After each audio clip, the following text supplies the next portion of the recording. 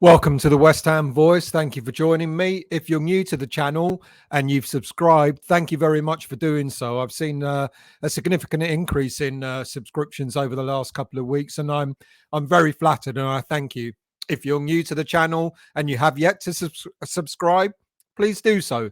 Hit the like, subscribe, and bell notification to let you know when I'm next on. So, here's a little bit of a brief update. My apologies for not doing any videos over the past week. Normal life has taken over. It's been rather hectic at work, and I was also away at the weekend, so I haven't had really much time to record a lot of videos. However, I've got several scripts ready and was going to do a completely different show to the one that is going out today. But on Wednesday afternoon, I was made aware of a story that I thought was important to prioritise over and above any other stories related to West Ham. And it's one that's been confirmed on the West Ham official website this morning, that we've lost yet another West Ham first team coach. Now, as most of you will have already have heard, Paul Nevin has departed West Ham after the recent departure of Mark Warburton. I guess there are now going to be some serious questions as to what's going on behind the scenes at West Ham United, losing so many coaches in such a short space of time. You see, Nevin is the fourth first-team coach to have left West Ham United in the past 2 years. Of course, back in May 2021, we lost Daniel Irvin. And he cited that, he didn't want to travel anymore, that he the strains and demands of football on a day-to-day basis were sort of taking its toll, and he left. But then, of course, that followed the following year, last summer, Stuart Pearce leaving, and giving quite sort of similar reasons. He turned 60. He didn't want to have the everyday hassle. He wanted to do more punditry work and so on and so forth. And then, of course, only recently, a couple of weeks ago, we lost Mark Warburton as well, who cited that a little bit differently, that had he not left, him and Moyes may have fallen out as friends. They had quite a lot of differences of opinion and different philosophies about football, and that to maintain their friendship, he knew he had to leave West Ham United. So that's three first team coaches in a year, and then up comes Nevin to make four in 2 years. Now, whilst Moyes could handle Warburton and maybe even Stuart Pearce leaving, to be honest, I'm not so sure that he's recovered from Irvin having left West Ham United, because as has been pointed out by many pundits, many YouTubers, many fans, etc., it seemed that things haven't been quite right since Irvin's departure. And it looks like since the summer of 2021, when Irvin left, it's not been easy to identify any of the other coaches at the club who have been as close to David Moyes as Irvin was, except perhaps for Nevin. All the first-team coaches at West Ham are considered to be at the same level. In other words, there's no apparent hierarchy at the club. They're all called first-team coaches. There's not one above the other, etc. But it was clear that whilst Irvin was at the club, he seemed to have had Moyes' trust over and above any of the other coaches. However, since then, probably, as I've just mentioned, the only other coach that's gotten anywhere close to having Moyes' faith in the same way that Irvin did is probably Paul Nevin.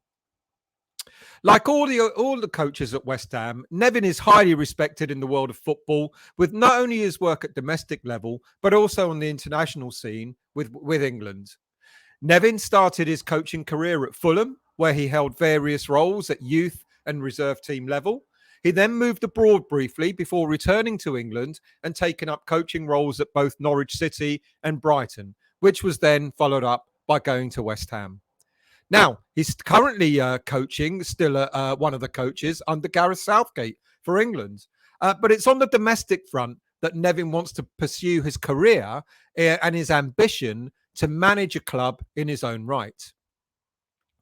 At West Ham United, Nevin was responsible for the preparation of training and was entrusted with creating and delivering attacking set plays, as well as analysing opponents' dead ball routines.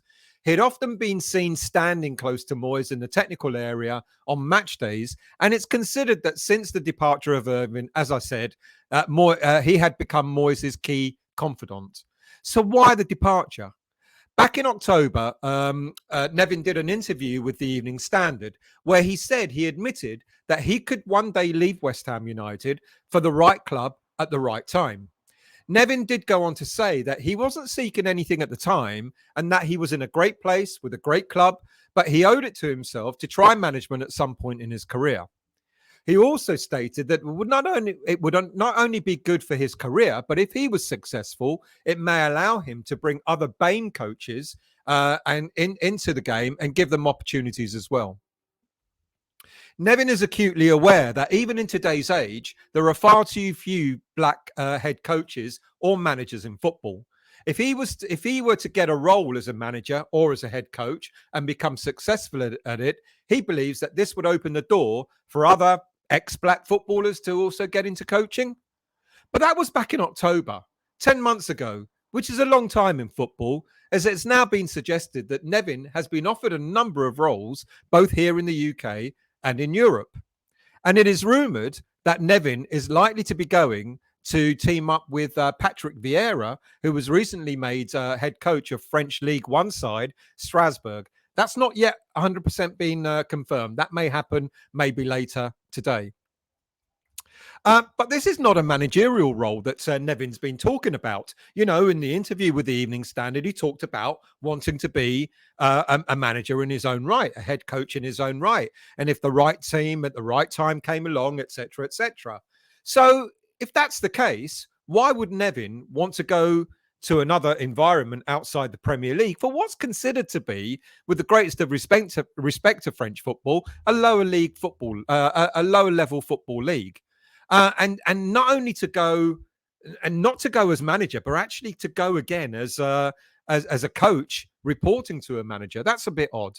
Of course, one could argue that after 3.5 years at West Ham, Nevin wanted a new challenge. And others might say that this is as a result of the way Moyes treats his coaching staff, where they may not have as much input and influence as experienced coaches as they are, than perhaps they would like to have. Sometimes we have to take at face value the reasons why people do the things they want to do. If Nevin walked into a managerial role soon after leaving West Ham, then we would have had our answer as to why he did leave. But to go into another coaching role, as I said, reporting to another manager, just leaves it all a little bit odd and even more questions being asked. It's often been reported that Moyes does things his own way to the point of ignoring his coaches with the advice that they offer. There have been many rumours suggesting that it was Nevin who was the whistleblower over the way Moyes manages things at West Ham. He was supposed to have said that Moyes had taken away Kevin Nolan's and Nevin's responsibilities for set pieces and took control of them himself. He was also to have said that the dynamics amongst the first team coaches was broken, with ideas and instructions ignored by Moyes during game time. Also, it was suggested that Alan Irvine was regarded as the mastermind behind West Ham's initial success under Moyes, and that senior staff and players had voiced their concerns to the board, but those concerns had fallen on deaf ears. Now, it's my understanding that Nevin wasn't the whistleblower, and it was in fact probably one of the other senior coaches, either still at West Ham or that have just recently left, but I can't corroborate any of that. Anyway, that aside, with so many first-team coaches having left West Ham in such a short period of time, it really does suggest that all is not well behind the scenes, and that perhaps the board ought to put sentiment to one side and make a decision as to who should be managing West Ham United going into the new season. Now, I say put sentiment to one side because many people looking at West Ham from the outside would wonder why we would want to let go a manager who has overseen one of the most successful periods in our history. A sixth-place finish in the league with just a few points short of qualifying for Champions League a couple of seasons ago, reaching the semi-final of the Europa League, only to be beaten by the overall winners, Eintracht Frankfurt, last season, season before last, finishing 7th in the league to qualify for Europa Conference League and then to go on and win that tournament, delivering our first trophy in over 43 years. And, of course, making history at the club by qualifying for Europe in a third straight season in a row. Now, that's pretty impressive by anyone's standards, but all done with the help of the coaches who now seem to be deserting David Moyes. So what now? What now for David Moyes, and what now for West Ham United? It's suggested that there will be other people in the back room leaving anytime soon. With Tim Steidman coming to the club, there's some serious question marks over Mark Robson's under 21 role after a very uninspiring season, which saw them just avoid relegation. A massive difference to their previous season, where under previous coach Dimitri Halachko, they came so very close to being champions of Premier League 2. And of course, it also brings into question Rob Newman's role as head of scouting. And it's suggested that Steidman will be taking over all the scouting activity, leaving Newman's role kind of a little bit devoid. As we know, Steidman has also been brought in to not only oversee player recruitment, but as a technical director to have any influence, and he would have influence and say over the footballing philosophy of the club. As you know, normally that would include the first team, it will include the academy, the development squad, and even the women's team. We've currently got 3 coaching roles vacant at the moment, 2 first team senior coaching roles, as well as the first team women's coaching role. By the time the new season starts, there may be a few more vacancies, and many would ask whether a head coach for the first team might be one of them. What will happen with what's happening at the club at the moment, and if any of the big name stars players are looking to also leave West Ham United, or if they do leave, I guess many questions again will be asked as to what happens with David Moyes' role sooner rather than later. Thank you all for watching. Appreciate it. Like I said, if you're new to the channel, please do hit the subscribe, like, and bell notification to let you know when I'm next on. There will be another show. Like I said earlier, I've got loads of scripts written. I just need to get my arse into action and record some of them. Thank you all for watching, and I'll see you all very soon.